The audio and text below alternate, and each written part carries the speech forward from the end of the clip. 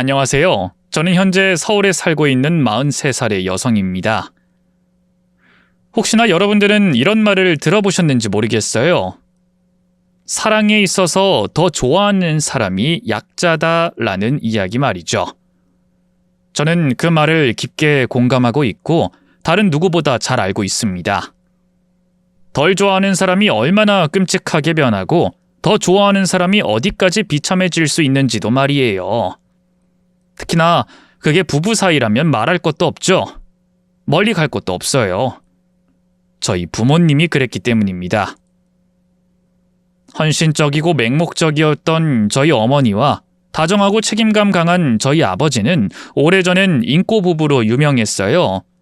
하지만 그 관계는 얼마 가지 않아 아버지의 배신으로 끝이 났죠. 당시 고등학생이던 제 앞에서까지 아버지는 자신의 감정을 감추지 않았습니다. 내가 몇 번이나 말했잖아. 이혼해달라고. 언제까지 모르는 척 그렇게 할 거야? 미연이 들어요. 그냥 오늘은 거기까지 해요.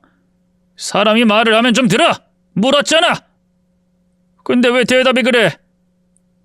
이래서 당신이 싫은 거야. 질린다고. 모르는 척 그냥 넘어가면 내가 알아서 뒤로 물러날 거라고 생각했어? 당신 바보야? 멍청이야? 내가 싫다고 몇 번을 말해? 같은 공간에서 숨 쉬는 것조차 싫다고! 여보, 당신이 아무리 그렇게 말을 해도 난 이혼 절대로 안 해요. 내가 더 잘할게요. 그러니까 우리 다시 한번 마음을 다잡고. 다잡을 마음이 없는데 어떡해?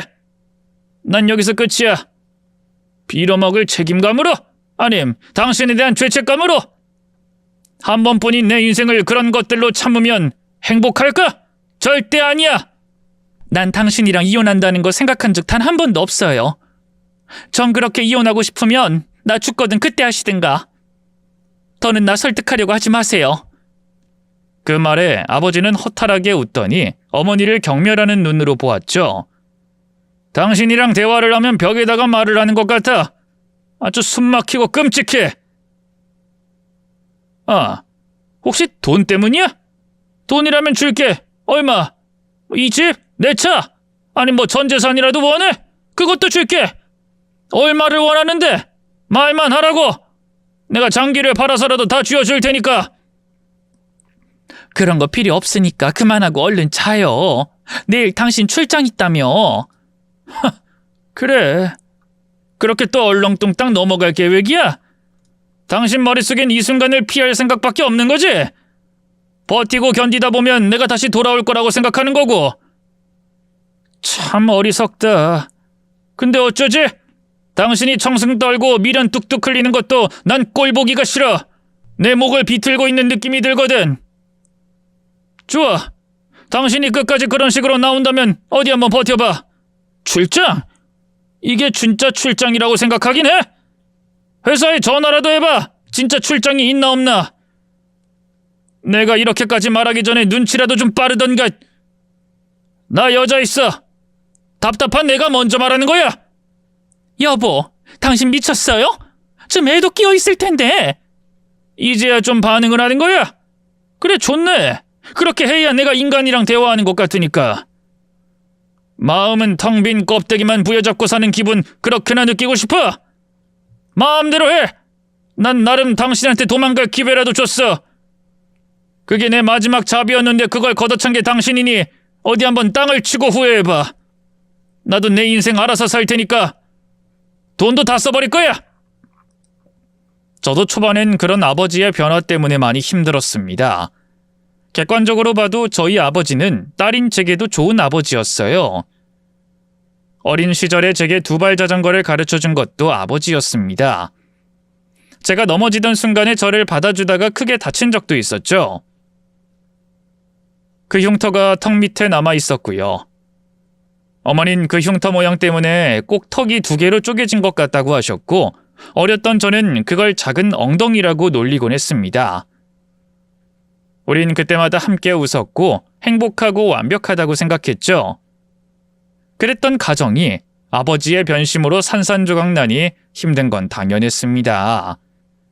하지만 슬픔은 어느 순간부터 분노로 바뀌었고 저와 어머니 사이는 극도로 나빠졌죠. 아빠 집에 안 온 거 벌써 한 달 넘었잖아. 그냥 이혼해. 이혼해서 엄마도 새 출발하라고. 미연아, 그런 말 하는 거 아니야. 너희 아빠가 어떤 사람이니? 저러다가도 금방 다시. 엄마는 자존심도 없어? 도망치고 싶어 죽겠다잖아. 엄마랑은 못 살겠고 딸이고 뭐고 다 버리고 훌훌 떠나고 싶다고 하잖아. 근데도 이렇게까지 잡는 이유가 뭐야? 엄마는 남자 없으면 못 살아? 정말 그래서 그런 거야? 너 엄마한테 그런 못된 말 할 거야? 그럼 그런 말 안 하게 엄마도 좀 싸워. 얼굴이라도 한 대 치라고. 이혼해달라고 서류 들고 쫓아다니는 아빠 모습 보면서 내 기분은 어떨 것 같아? 아빠 변했어. 엄마도 인정하라고. 잠깐 흔들리는 거야. 금방 제자리 찾으실 거고. 그러니까 미연아, 희망 가지지 마. 여자 있다는 소리 다 들었어. 그런데도 제자리? 설령 돌아온다고 하더라도 그게 제자리일 거라고 생각해? 난 아빠 더는 보기 싫어. 근데 더 화가 나는 건 엄마 태도야. 엄마가 이렇게 답답하게 구니까 내가 더 싫은 거라고. 어머니가 피해자라는 걸 알고 있었습니다. 누구보다 힘들어할 사람도 어머니였죠. 그런데 그때 당시 저는 그런 어머니가 더 미웠었어요. 너무나 착해서, 바보처럼 착하기만 해서 답답했던 겁니다. 자식이 부모에게 그런 생각을 하면 안 된다는 걸 알면서도 저는 어머니를 한심하게 생각했어요. 그래서 저는 뻔뻔하게 집으로 들어와 식사를 하는 아버지를 보며 늘 저주를 퍼부었습니다. 그런데 그 저주가 통했는지 3년 후에 대장암 진단을 받게 됐죠. 보통 이런 경우라면 후회의 눈물이라도 흘리길 마련인데 아버지는 그러지 않았습니다. 병수발 필요 없으니까 이혼이나 해. 나랑 만나는 사람이 알아서 다 해준다고 했어. 나 마지막 남은 인생이라도 그 사람이랑 살고 싶어. 그 사람 손잡고 그 사람 곁에서 조용히 눈 감고 싶다고. 그러니까 지금이라도 포기해. 아님 당신한테 유산 한 푼 안 가게 할 거야. 유산 필요 없어요. 그런 거 필요 없으니까 그냥 옆에만 있게 해줘요. 정말 질린다. 정말 끝까지 당신이란 여잔 최악이야. 당신이 이런 식으로 나오면 나도 다 생각이 있어. 내가 가진 재산 싹 다 기부해버릴 거야. 사망보험 그것만 당신이 가지든가. 왜 죽을 생각을 해요? 왜 제가 사망보험을 가져요? 살아야지. 살아야 뭐든 하죠. 정리하는 것처럼 유산이니 보험이니 그런 말 하지 말고 살 생각만 해요. 차라리 죽고 싶다. 죽어서야 당신한테서 벗어날 수 있을 테니까.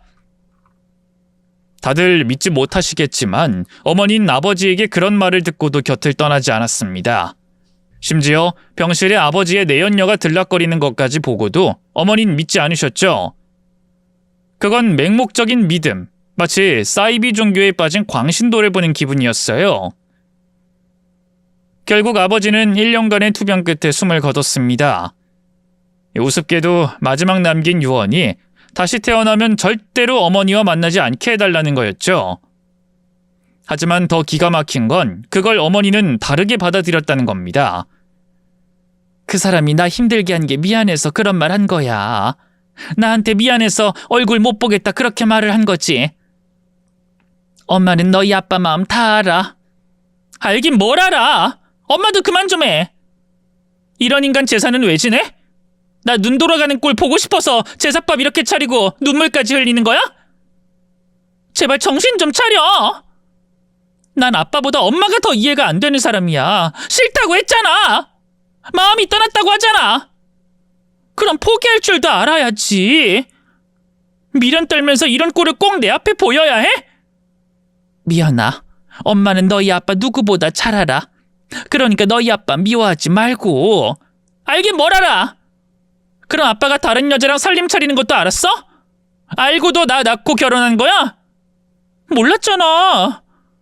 그럼 엄만 만약에 내가 그렇게 살면 뭐라고 말할 건데? 나 싫다는 인간한테 같이 살아달라고 쩔쩔거리고 빌고 그 인간의 병실에 여자까지 끌어들여서 내 속을 후벼파 놓는데도 좋다고 제사 지내는 거 보면 박수라도 칠 거야? 나 그렇게 살아? 어? 엄마가 너한텐 정말 미안해. 하지만 진짜야. 너희 아빠 됐다. 내가 이제야 아빠 심정을 좀 알겠어. 엄마랑 이야기하니까 숨이 막혀. 미연아, 아빠 제사 다시는 안 지내게 되면 그때 고향에 내려올게. 그 전까진 어림도 없어. 제가 좀 너무한다 싶다고 생각하는 분들 있을 겁니다. 하지만 저도 그럴 수밖에 없었던 게 어머닌 아버지가 돌아가신 뒤부터 마치 죽은 사람처럼 그렇게 지내셨거든요. 아무것도 하지도 않고 먹지도 않고 꼭 같이 따라 죽으려는 것 같아서 저는 늘 불안해해야 했습니다. 그러다가도 아버지 제사만 다가오면 봄날에 활짝 핀 꽃과 같이 생생하게 살아났죠. 저는 그런 어머니를 보면서 다짐했습니다. 난 절대로 저렇게 미련은 안 떨 거다. 적당히 좋아하고 나 싫다면 뒤도 돌아보지 않고 떠나겠다. 라고 말이죠. 그렇게 저는 그 다짐처럼 사람을 만났어요. 누군가를 만나더라도 깊게 사귀지 않았고 조금이라도 다른 생각을 하는 것 같으면 바로 버렸죠. 그래서 그때까진 제 스스로가 감정을 통제하는 것에 재능이 있다고 생각했습니다. 하지만 제 나이 35살이 되고서 깨닫게 됐죠. 감정을 잘 통제한 게 아니라 진짜 좋아하는 사람을 만나지 못했다는 걸 말입니다. 너무 우습게도 그 나이에 한눈에 반한다는 거, 머릿속에서 폭죽이 터지는 느낌이 뭔지 알게 된 거예요. 심지어 상대는 저보다 5살이나 어린 편의점 아르바이트생이었습니다. 공무원 시험을 보려고 준비 중이라고 했죠. 처음부터 그런 건 아니었지만 어느 순간 제가 그 사람 뒷바라지를 하고 있더군요. 형편이 어려운 그 사람을 대신해 학원비에 독서실 비용, 그리고 용돈까지 챙겨줬죠. 저 역시 어머니와 크게 다르지 않았던 겁니다. 물론 그렇다고 그 사람이 바람을 피우거나 다른 여자를 좋아해도 곁을 지킬 생각은 없었어요. 그게 얼마나 끔찍하고 고통스러운지 잘 알았기에 무조건 끝이라고 몇 번을 다짐했죠.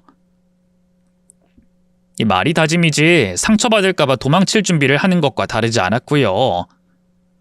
그러다가 하루는 할 말이 있다면서 그 사람이 절 불렀습니다. 도대체 무슨 말이기에 이 야밤에 불러? 혹시 헤어지고 싶은 거? 아니야, 나 실은 공무원 시험 합격했거든. 직접 말해주려고. 일 끝날 때까지 기다렸지. 순간 두려움을 느꼈죠.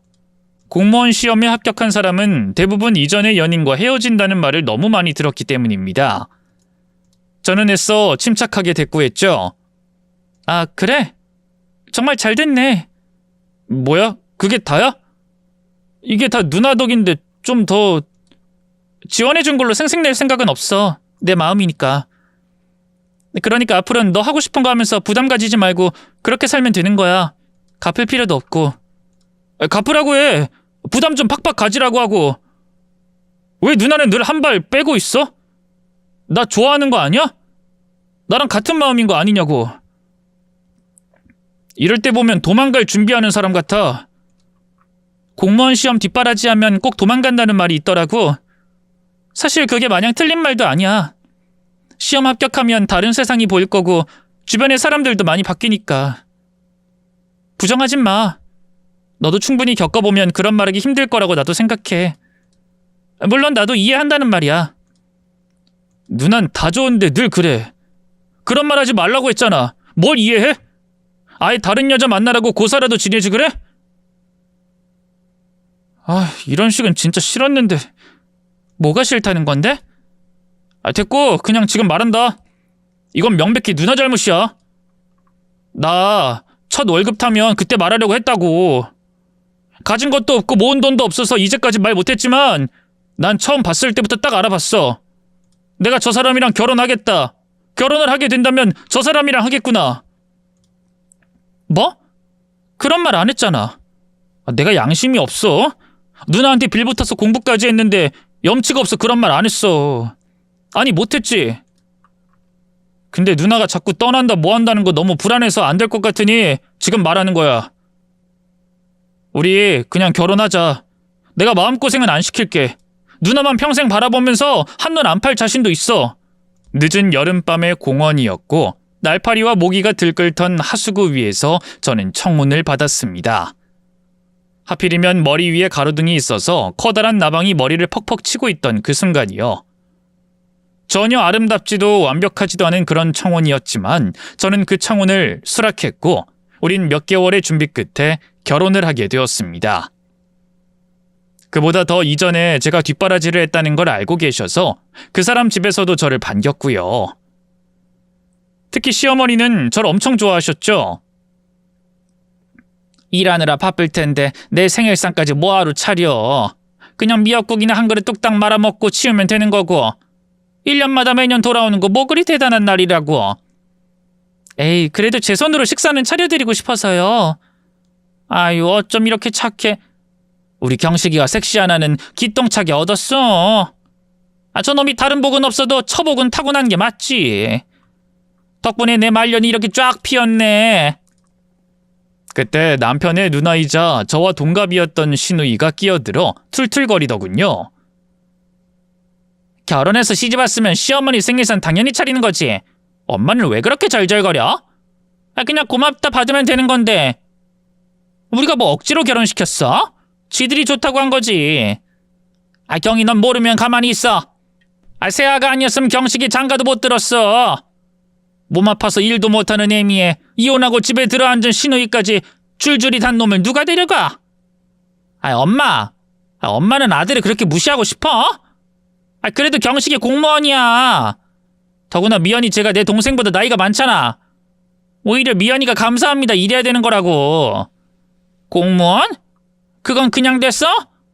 누나라고 유세 떠는 네가 경식이 용돈 한번 챙겨줬니? 결혼만 해도 그래. 너 뭐 동생한테 한 푼이라도 줬어? 양복은 고사하고 넥타이 하나 살 돈도 안 준 거 사실 아니니? 좀 딸이 박봉 공무원 초짜 월급 빠안하고 돈 모은 것도 없었으니 얘 혼자서 집 마련하고 결혼식장하고 신혼여행에 우리 선물까지 다 챙겼어. 사람이 고마운 줄 알아야지. 그리고 어디서 이름을 찍찍 불러. 호칭 똑바로 해. 동갑은 이름 불러도 되거든. 또 쟤네 집도 그렇게 넉넉한 거 아니잖아. 몰라 물어? 미연이 어머니도 결혼할 때 한 푼 줬어? 아니잖아. 그리고 내가 괜히 그래? 상전 모시는 것도 아니고 매번 이게 뭐야. 뭐든 적당히 하란 말이야. 시누이에게 좀 서운하긴 했지만 처음부터 그런 것은 아니었습니다.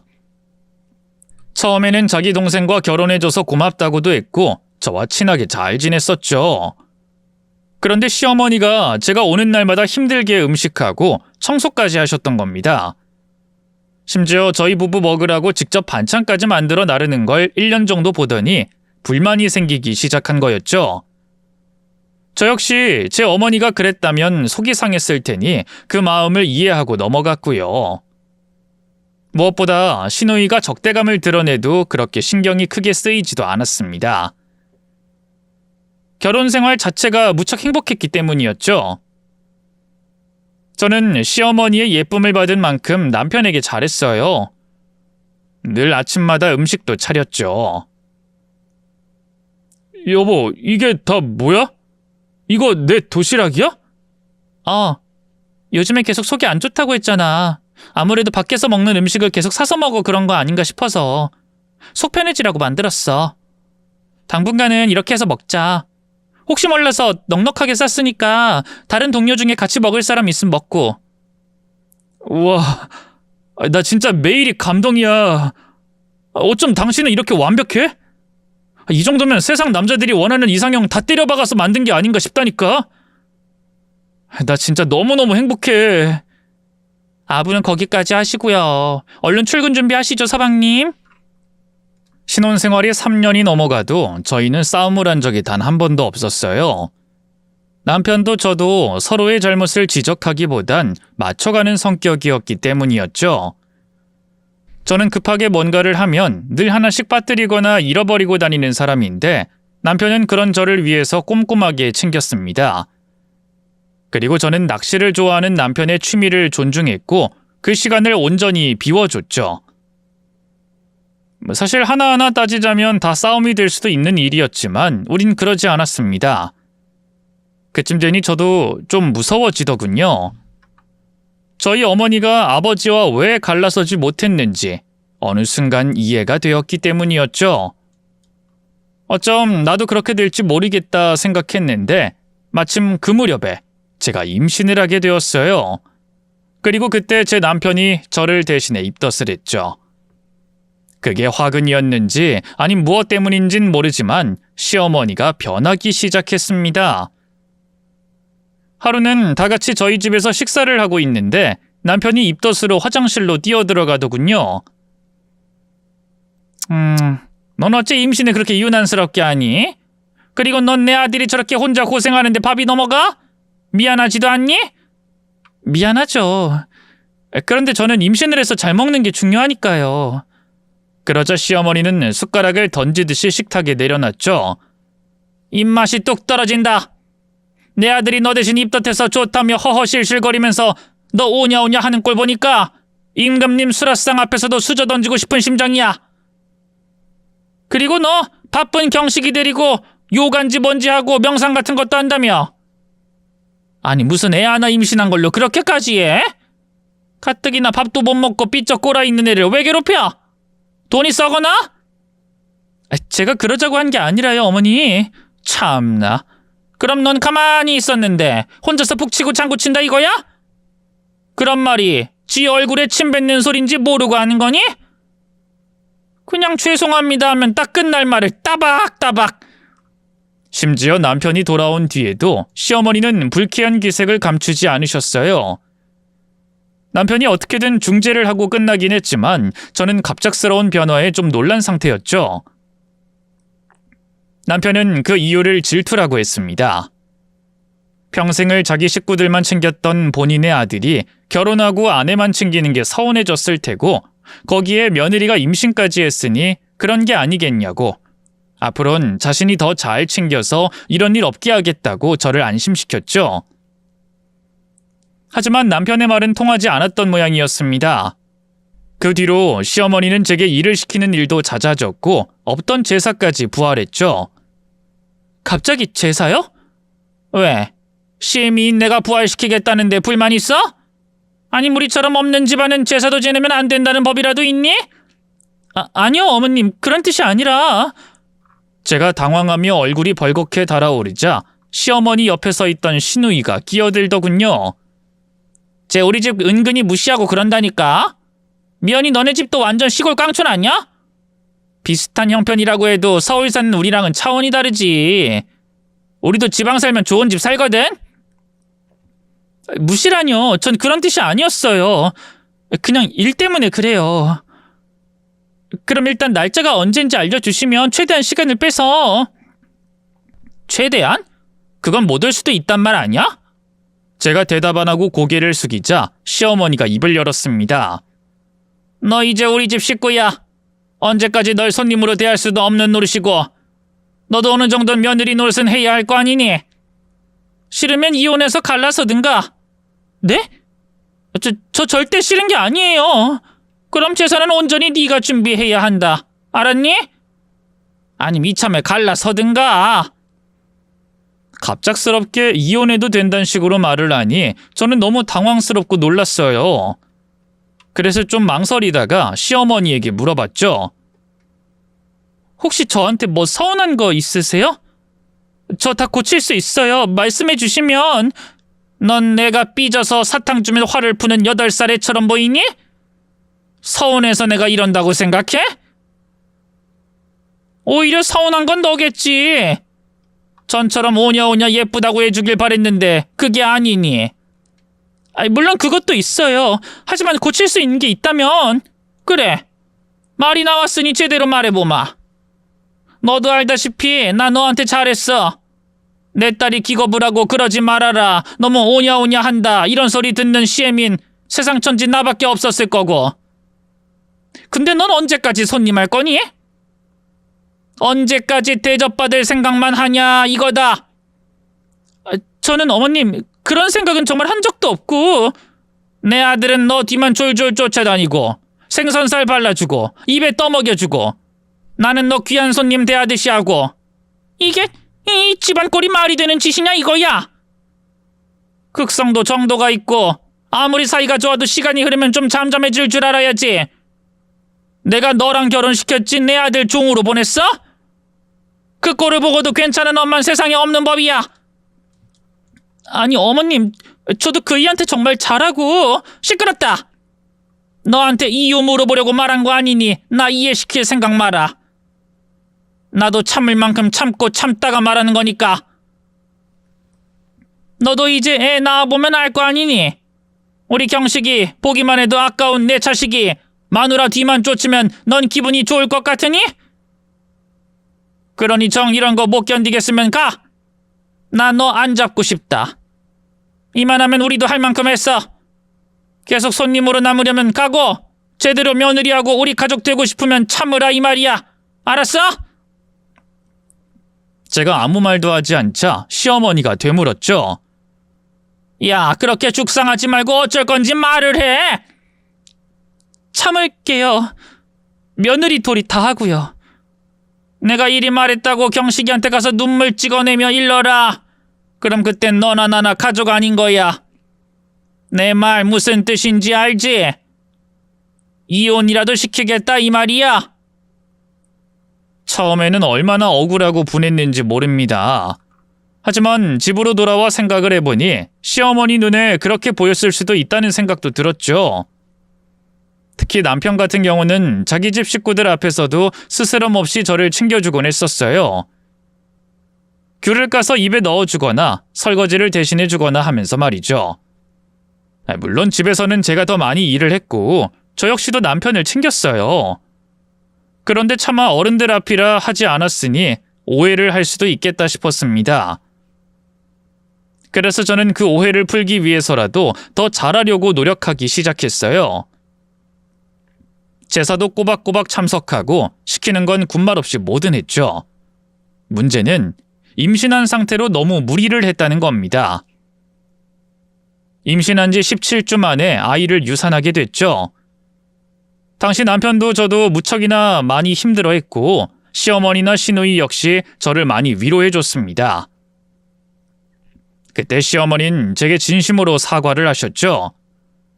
미안하다. 내가 늙어 주책을 떨었어.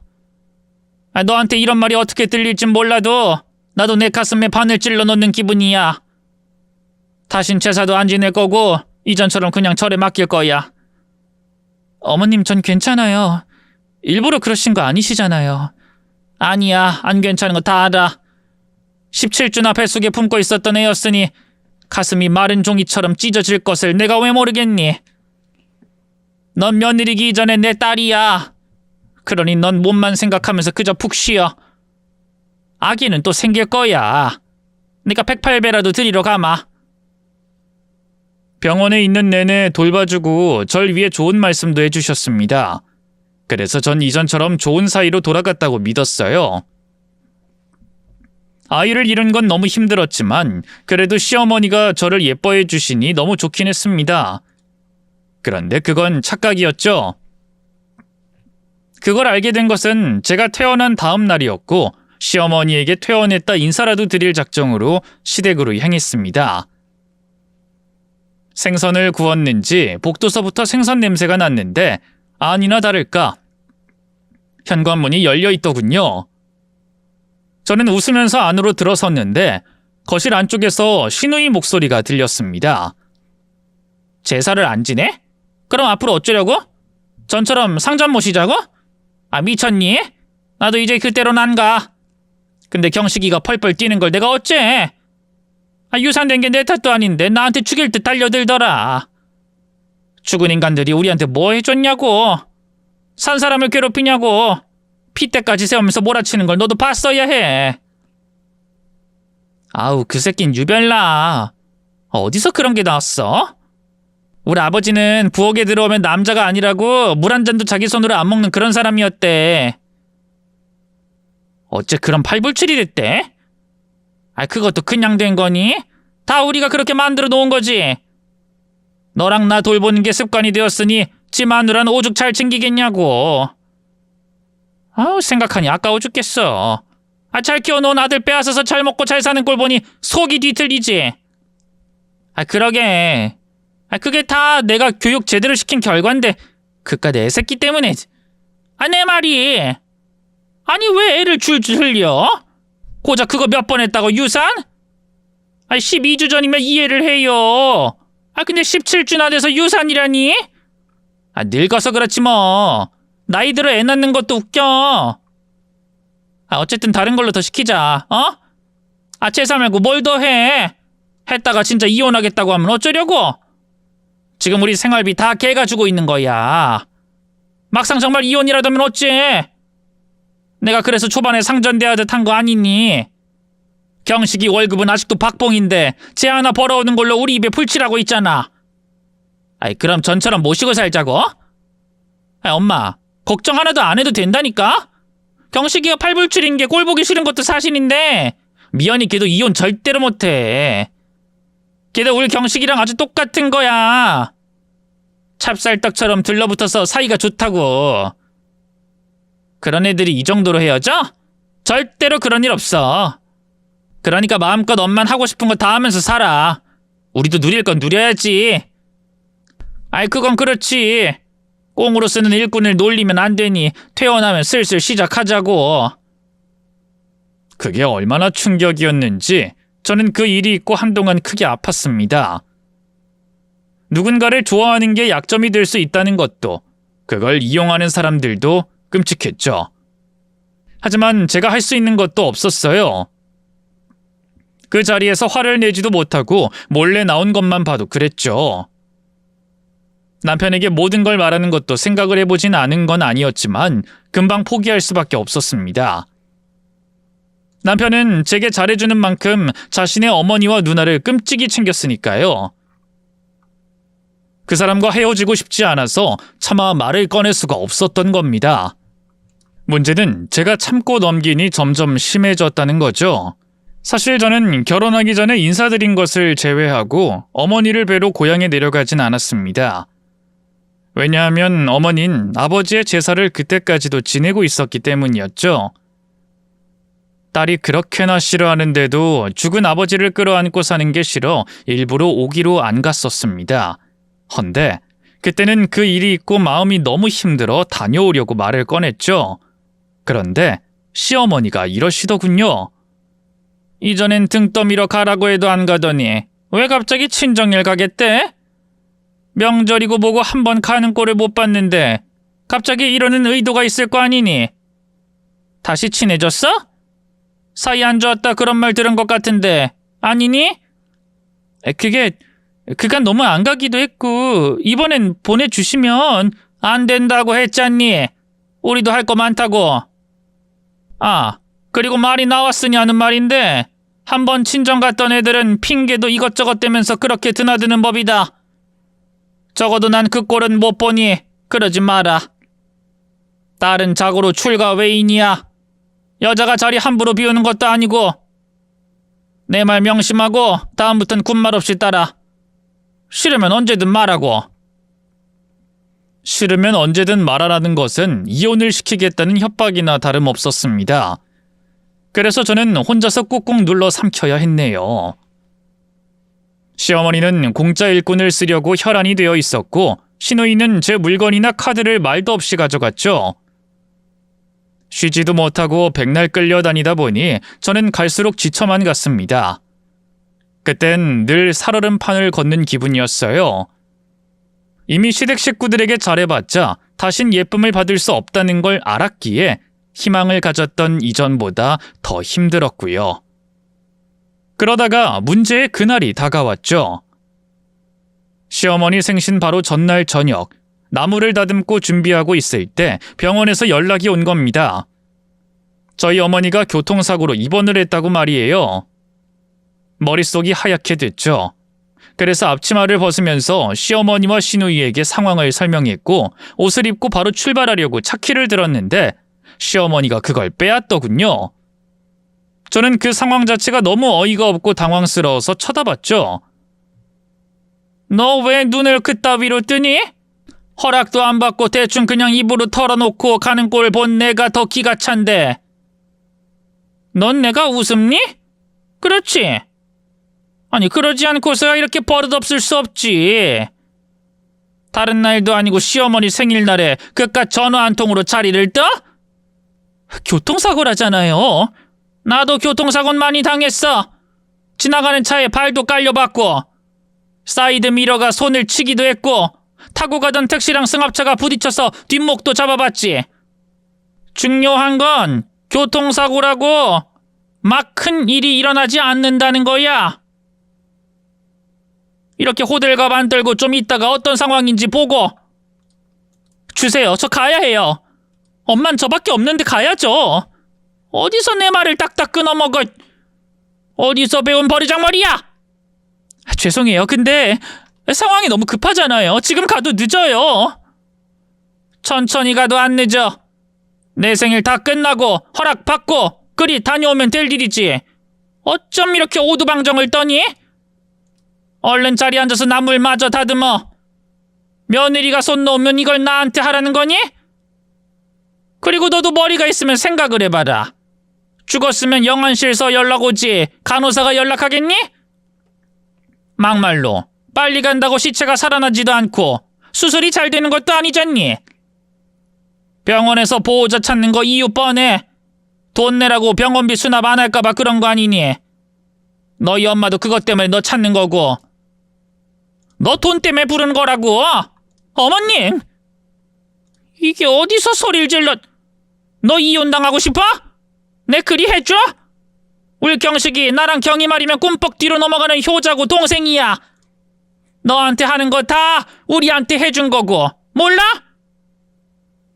내가 뭐 틀린 말 했어? 혼자서 병원비도 없나 서울서 사는 딸을 왜 불러? 나중에 우리 경식이가 너희 엄마 노후까지 책임질 걸 생각하면 머리가 다 아플 지경이다. 어차피 사이도 안 좋은데 너도 적당히 하고 연 끊어. 아주 기생충처럼 들러붙을 거니까. 신우이는 곁에서 키득거리고 시어머니는 저를 노려보더군요. 궁지에 몰리니 제 어머니 생각이 났습니다. 착해서 답답했고 순종적이라 버겁게 느껴졌던 제 어머니 말이죠. 솔직히 아버지를 끝내 잊지 못하고 힘들어하는 어머니가 미웠습니다. 그리고 동시에 두려웠어요. 저도 그렇게 살게 될까봐. 제 남편을 쉽게 놓지 못했던 거죠. 하지만 그날만큼은 저는 남편의 손을 잠시 놓기로 결심했습니다. 제 사랑이 약점이라면 그 사람들에겐 돈이 약점이었으니 자신이 있었죠. 설령 그게 통하지 않더라도 당장 어머니의 곁에 있어주고 싶었거든요. 이혼할게요. 바라시는 이혼해드리겠다고요. 그러니까 착해주세요. 너 이게 미쳤니? 내 아들 같은 사람 어디서 만날 수 있을 거라고 생각해? 네, 만나죠. 왜 못 만나요? 그리고 그깟 돈 때문에 병원에서 연락 오는 게 말이에요? 우리 엄마는 저한테 용돈 한 번 안 받으셨어요. 어머님이 무슨 생각을 하는지 몰라도 다른 사람들이 어머님처럼 행동할 거라고 생각하지 마시죠. 너 지금 그걸 말이라고 해? 감히 지금 나더러 돈이나 밝힌다 이거야? 됐고요. 내놔요, 차키. 안 그럼 저 진짜 돌아버릴 것 같으니까. 신우이는 제게 쌍욕을 했고 시어머니가 놀란 눈으로 보고 있을 때 저는 얼른 그 손에서 제 자동차 키를 빼앗았고 그 상태로 바로 차를 돌려 부산으로 향했습니다. 한참을 달리고 달린 끝에 병원에 도착했고 어머니와 만날 수 있게 됐죠. 다행히 큰 부상은 아니었지만 뺑소니를 당했다고 하더군요. 좁은 골목에서 치고 달아났던 겁니다. 바로 잡히긴 했는데 음주운전을 했던 모양이었죠. 다리는 수술을 했고 팔 한쪽을 깁스를 해야 했습니다. 그래도 큰 부상이 아니라 한숨 돌린 제가 남편에게 뒤늦게 이런 사실들을 알렸어요.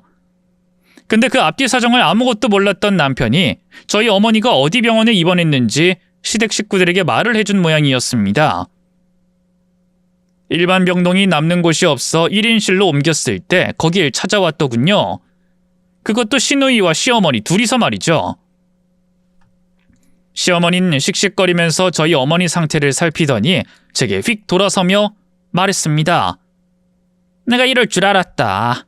봐라! 딱 봐도 멀쩡한데 그렇게 유난 떨면 나한테 소리까지 지르고 간 거야? 나 원 기가 차서... 제가 놀라 어버버거릴 때 시어머니는 대뜸 저희 어머니에게 인사를 하더군요. 사돈, 그간 평안하셨지요? 소식 듣고 왔습니다. 그리 좋지 않은 일이라 빈손이네요. 저희 어머니는 어색하게 네 하고 짧게 대답했고 저는 난처한 목소리로 말했습니다. 어머님, 여기서 이러시지 마시고 일단 나가셔서. 내가 뭘? 나도 답답해서 한탄 좀 하러 온 거야. 오죽하면 이 먼 촌까지 왔겠니? 시어머니는 제 손을 뿌리치고는 저희 어머니 앞으로 가셔서 이어 말씀하셨습니다. 사돈, 저 오늘 생일입니다. 지난밤에 제 생일상 준비하던 며느리가 제 앞에서 이혼하겠다고 하고 나갔고요. 그래서 제가 이 먼 걸음을 한 겁니다. 제 마음 이해하시지요? 이혼이요? 제 딸이 그런 말을 했다고요? 네, 당당하게 제 앞에서요. 생일 몇 분 남긴 제 앞에 선물을 줘도 그런 선물이 없지요? 제가 뭘 잘못을 했는지 도통 몰라서 물으러 왔어요. 애가 병원 연락받고 하도 팔랑거리면서 난리를 치니 가다가 사고라도 날까 싶어서 사돈한테 연락받고 가라. 상황 보고 천천히 가라는 게 잘못입니까? 애가 워낙 덜렁거리니까 성격 뻔히 알아. 그리 말한 게 이혼까지 들먹일 정도로 큰 죄냐 이 말입니다. 저요? 진짜 억울하고 분해서 잠 한숨 못 잤어요. 죄송합니다. 경황이 없어 그런 모양이네요. 사부인이 조금만 이해해 주시면. 이해고 뭐고 이깟 일로 이혼 운운하면 전 어찌해야 합니까? 듣던 저는 기가 차서 끼어들어 정정하려고 했는데 시어머니는 어른들 말씀하는데 끼지 말라고 소리를 질렀고 어머니 역시 하지 말라고 하는 듯 제게 눈빛을 보냈습니다. 그래서 이를 악물고 그 자리에 서 있었죠. 그랬더니 저희 어머니가 고개를 숙여 사과를 하시더군요. 죄송합니다. 제가 딸을 잘 가르친다고 했는데 면목이 없네요. 이혼한다는 거 너무 괘씸합니다. 남자 여자 싸울 때 나 봐달라, 나 잡아달라 헤어지자는 거나 부부싸움하며 갈라서네 못 사네 죽네 하는 거랑은 다르죠. 그래도 제가 큰 어른인데 이건 저를 무시하는 행위 아닙니까? 그렇다고 저 뭐 용서 못한다 이런 뜻은 아니에요. 용서하고 깔끔하게 이해하고 넘어갈 겁니다. 내 식구니까 봐준다고요. 아이고 사돈 감사하네요. 정말로 뭐라고 말씀을 드려야 할지. 근데 저도 조건이 있습니다.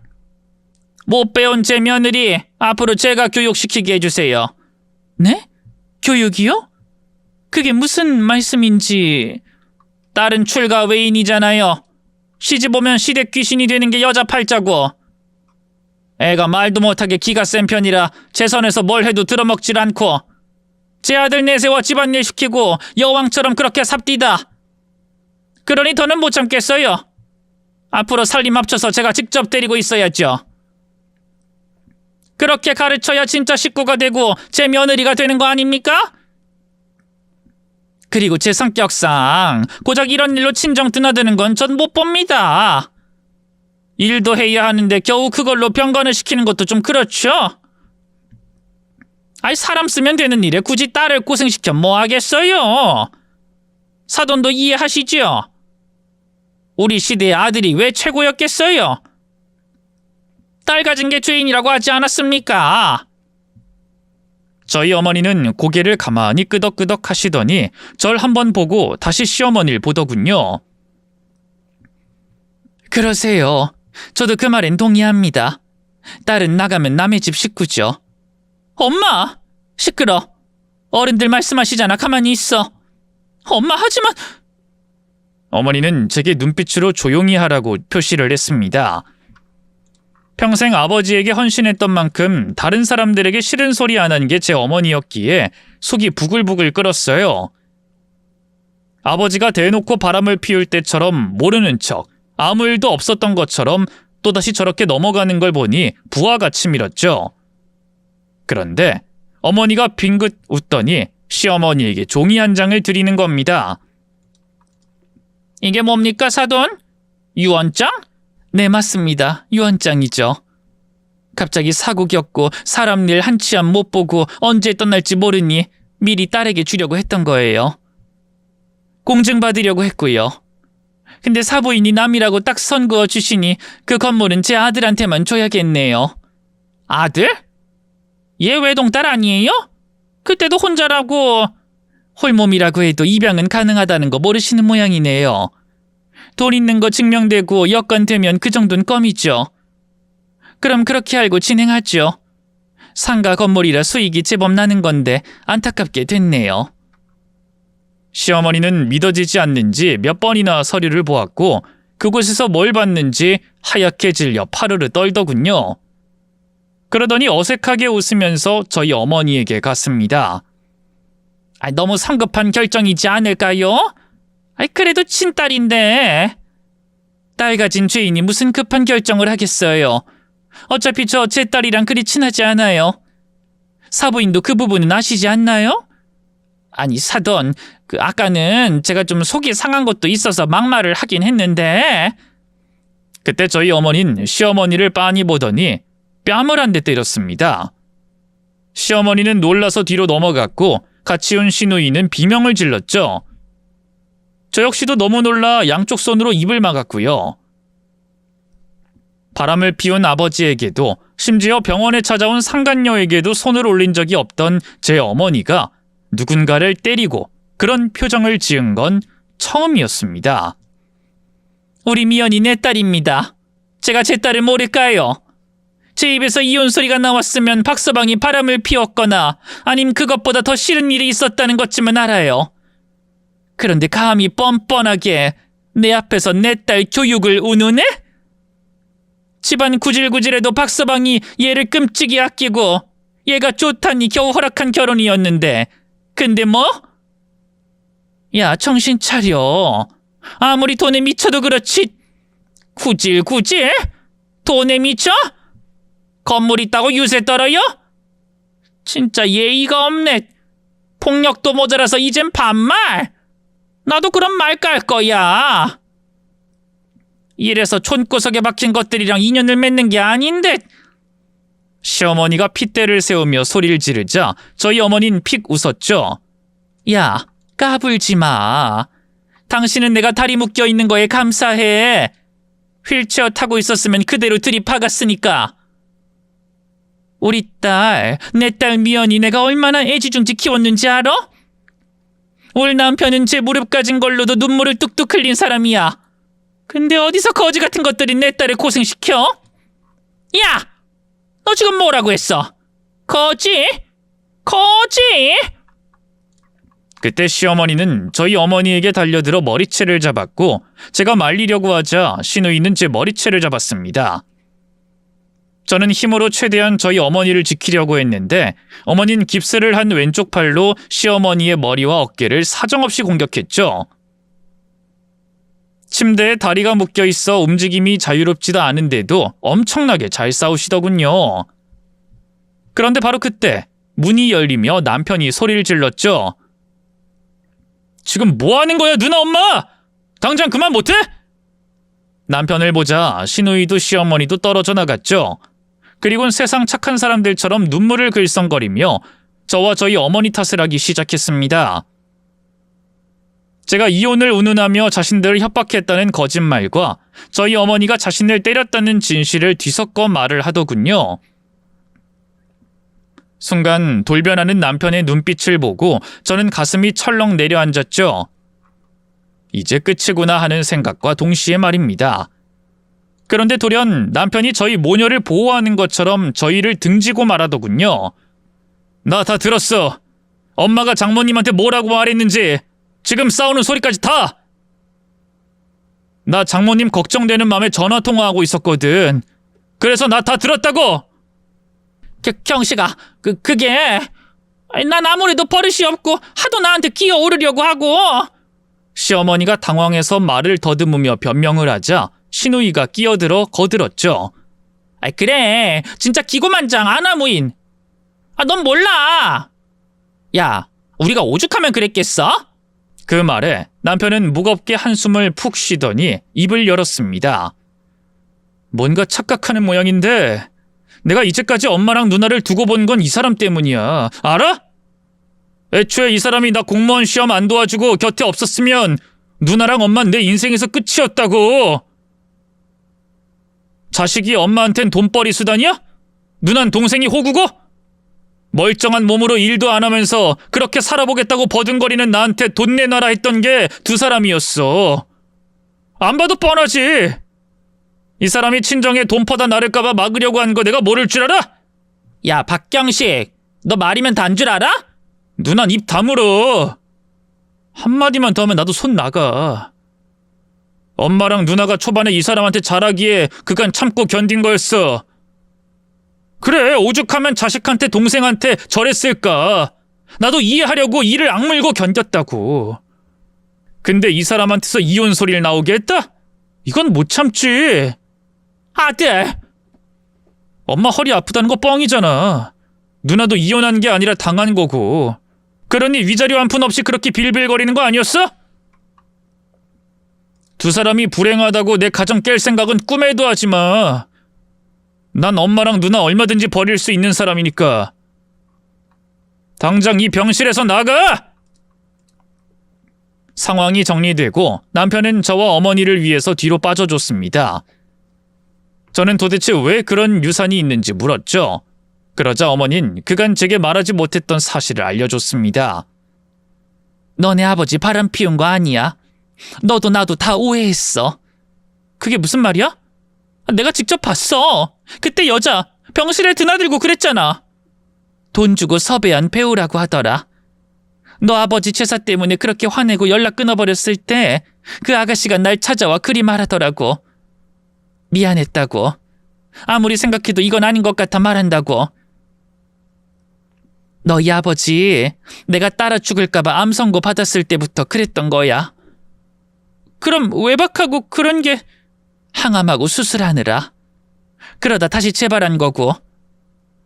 내가 병원 가면 그거 알게 될까봐 병원에서도 그난리 치며 병간호 안 받겠다고 했던 거야. 바보 같은 사람. 어쩐지 펑펑 썼다는 재산이 그대로 남아있더라고. 이 상가 건물이 너희 아버지가 남긴 거야. 너한테 말하려고 해도 기회가 있었어야지. 저는 그 말을 듣고 아버지의 얼굴을 떠올렸어요. 턱 밑에서 피를 줄줄 흘리면서도 허허 웃던 그때 다정했던 아버지 말입니다. 눈물이 왈칵 쏟아졌죠. 나 아빠한테 나쁜 말 많이 했는데 저주도 했단 말이야. 걱정 마. 너희 아버지 그런 널 보면서 안심했을 거야. 오히려 내가 문제였지. 얼마나 마음이 불편했을 거야. 나 떨어뜨리려고 없는 소리 하면서 힘들었을 텐데. 미련한 사람 같으니라고. 내가 왜 죽어? 그 사람이 남긴 널 두고 왜 죽어? 엄마, 널 위해서라면 뭐든 해. 엄마, 미안해. 진짜 미안해. 근데 우리 딸 좋은 사람 만났네. 꼭 너희 아빠 같은 그런 사람 만났어. 행복하니? 저는 대답 대신 울면서 고개를 끄덕였고 어머니는 그런 제 머리를 쓰다듬어 주셨습니다. 그리고는 그간 엄마 노릇 제대로 못하고 슬픔에 빠져 있어 미안하다는 말을 하더군요. 또 남편과도 하지 못한 이야기를 나눴습니다. 그간 있었던 일들 모두를 털어놨고 남편의 속사정도 알게 되었고요. 결국 남편은 시댁 식구들과의 인연을 끊겠다고 했죠. 시어머니와 시누이가 제게 울고 빌며 봐달라고 하더군요. 너희 없으면 우리가 어찌 살아? 우리 둘은 못해. 엄마가 시애미가 다 잘못했다. 제발 한 번만 봐줘. 다시는 안 그래. 그래, 나도 잘할게. 아니, 없는 듯 살게. 그러니까 생활비만 어떻게 안 될까? 이 나이에 직장 못 구해. 전 그냥 넘어가려고 했지만 남편은 단호했습니다. 둘 다 나랑 이 사람 앞에 나타나지 마. 우리 이사 갈 거고 엄마랑 누난 이제 제발 사람답게 살아. 남편은 부모님을 공경하는 마음, 가족을 안타까워하는 마음, 상대를 좋아하는 마음을 약점 삼아 이용하고 기생하는 사람들을 더는 못 봐주겠다고 하더군요. 결국 우린 그 일이 있고 3년이 지난 지금까지 연락을 전혀 안 하고 있습니다. 그리고 그 덕분인지 현재 저는 임신 32주 차에 접어들었네요. 너무 노산이라 걱정이 많이 되긴 하지만 좋은 부모가 될 준비를 하고 있습니다. 마치 저희 부모님처럼 말이죠. 진정한 가족이란 서로의 인생에 진심으로 함께하는 사람들이다 라는 말이 있듯 앞으로 태어날 우리 아이에게 사랑과 온기로 가득 찬 세상을 보여주고 싶습니다. 앞으로도 사랑하는 사람과 함께라면 어떤 어려움도 이길 수 있겠죠? 모두가 자신만의 따뜻한 가족을 만들어 가길 바라며 여기서 인사드릴게요. 오늘 당신의 곁에 따스한 온기가 가득하길 바랍니다.